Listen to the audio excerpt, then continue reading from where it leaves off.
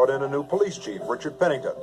There would be no honeymoon for Pennington. On the day he was inaugurated, an FBI agent told him there was a drug ring operating inside the police department.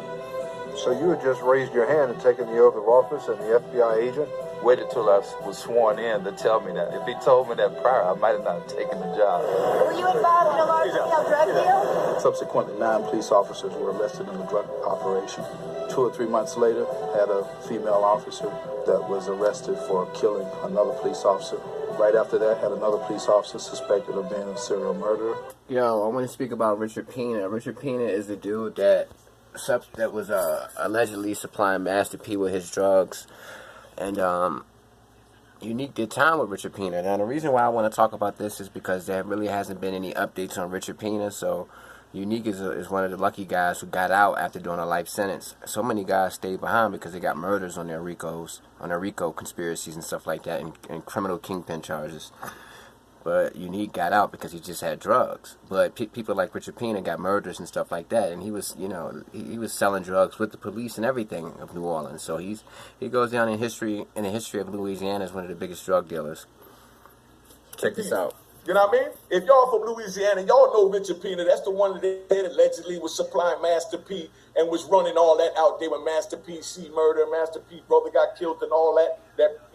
When he decided to go out west to get his life together. So this is for my Louisiana card. Y'all been asking for it, so I'm going to give it to you. Then I'm going to give y'all one. Hit that like button, man. I want to see them like buttons go up, man. So I'm tapping out. I'm not going to waste my time. You ain't getting no cash app, and you ain't hitting the like button. So if you don't like what I'm saying, it's in a hole in Lum Park. You know what I mean? Because he was a big boy out of Louisiana. My Louisiana card is south. Y'all know about Richard Pena. Richard Pena in the hole, and you know what I mean? Because Richard Pena, he about that money. But Richard Pena in the hole, when I come in the hole with Richard Pena, after he there about 18 months, 2 years, I wind up in the hole with Richard, and Richard is like, yo, you gonna keep coming to the hole, brother, until you file Chapter 11. Now, who know what he talking about? He said, Unique, you're in the penitentiary, you're a made man, you're getting money, your name is big, you understand what I'm saying? Hit that like button. He said, you're going to have to file Chapter 11 or you're going to wind up keep coming to the hole. He said, man, I'm about to file Chapter 11. You know what I mean? We're in the penitentiary talking about Chapter 11. Yes, the same Chapter 11 that's out here in the world. Chapter 11 is plain broke, saying that you ain't got no money and you're claiming bankruptcy. Because when dudes feel you got the money or you're hustling and you getting money, they're going to come at you. You understand what I'm saying? And then, of course, you're going to defend yourself because you ain't nothing. Yo, all right, so basically he ran into Richard Pena, and Richard Pena gave him some advice on how to avoid the wolves. The wolves are the guys in your race that expect you to break them off with anything that you have of value. Because at the end of the day, you depend on these guys to fight for you. They have to risk their lives for you potentially, so they got to be compensated for it. Nobody's going to be able to be willing to risk their life for you if they're not being compensated. So you have to split everything equally with your race.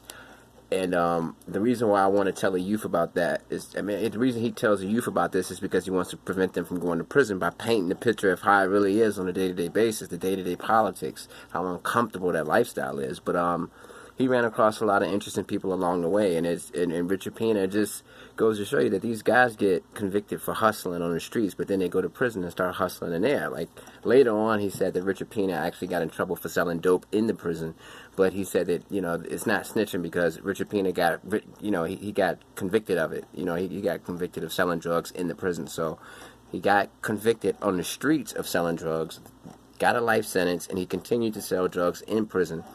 Overdoses are up 600%. So it just goes to show you that the prisons are a hot zone for drugs. Millions of dollars are being made. Earlier in this video, I showed you the New Orleans cops who were corrupt back in the 90s. I still think corruption is going on. I just think it's a mass level of corruption this time because nobody's paying attention to the level of money that's being made from drugs in prisons. Millions of dollars are being generated by correctional officers and inmates. You understand? Peace.